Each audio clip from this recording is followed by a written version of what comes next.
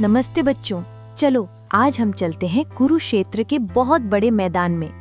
वहाँ पांडव और कौरव लड़ाई के लिए तैयार खड़े थे, लेकिन हमारे अर्जुन बहुत डरे हुए थे। तब भगवान कृष्ण ने उन्हें एक खास ज्ञान दिया और उनका डर भगा दिया। उसी ज्ञान को हम भगवद गीता कहते हैं। लेकिन बच्चों, ये गीता लिखी किसने? क्या ये खुद कृष्ण ने लिखी, या ऋषि वेदव्यास जी ने, या फिर संजय ने, जिन्हें महलों में बैठे बैठे दूर की लड़ाई दिखाई देती थी? सच तो ये है कि ये इन सब की मिली जुली कहानी है। ये ज्ञान एक खजाने की तरह आगे बढ़ा। पहले व्यास जी ने इसे अपने शिष्य को सुनाया, फिर उन्होंने आगे किसी और को।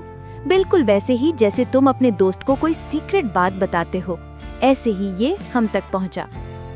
हजारों साल पहले जब दुनिया में रोमन साम्राज्य बन रहा था, तब भारत में ये कहानी लिखी जा रही थी। पहले ये एक छोटी सी कहानी थी जिसका नाम था जय, लेकिन धीरे धीरे ये बड़ी होकर महाभारत बन गई, एक बहुत विशाल ग्रंथ। बहुत पहले हमारे ऋषि मुनि सूरज और तारों को देखकर खुश होते थे और उनकी पूजा करते थे, लेकिन बाद में उन्होंने अपनी आंखें बंद की और जाना कि असली शक्ति तो हमारे अंदर ही छिपी है। उसे उन्होंने ब्रह्म कहा, जो हम सबको आपस में जोड़ता है। पहले ये ज्ञान सिर्फ साधुओं के पास था, लेकिन फिर ये गीतों और कहानियों के रूप में आम लोगों तक पहुंचा। अब गीता किसी पुरानी किताब में नहीं, बल्कि भारत के हर घर और दिल में बस गई थी। जब विदेशी लोग भारत आए तो उन्हें हमारे इतने सारे रीति रिवाज समझ नहीं आए।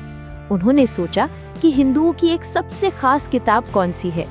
तब उन्होंने माना कि गीता ही वो पवित्र किताब है। पर एक मजेदार बात बताऊं, दुनिया में सिर्फ एक गीता नहीं है। गणेश गीता, राम गीता और व्याध गीता जैसी और भी कई गीता हैं।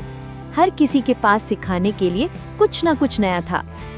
सिर्फ भारत ही नहीं, पूरी दुनिया ने गीता को पढ़ा, चाहे वो महात्मा गांधी हो या बड़े बड़े विदेशी वैज्ञानिक। यहाँ तक कि दूसरे देशों के लोगों ने भी इसमें अपने सवालों के जवाब ढूंढे। समय बदलता रहता है, पर सच हमेशा एक ही रहता है। हम दुनिया को वैसे ही देखते हैं जैसे हम खुद अंदर से होते हैं। गीता हमें खुश रहने के 3 जादुई रास्ते बताती है। पहला, कर्म योग यानी अच्छे काम करो। दूसरा, भक्ति योग यानी ईश्वर से प्रेम करो। और तीसरा, ज्ञान योग यानी सही समझ रखो। तो बच्चों, आज की सबसे बड़ी सीख क्या है? जब हम दूसरे इंसान को समझते हैं और उसका दर्द महसूस करते हैं, तभी हम ईश्वर को समझ पाते हैं। यही गीता का सार है।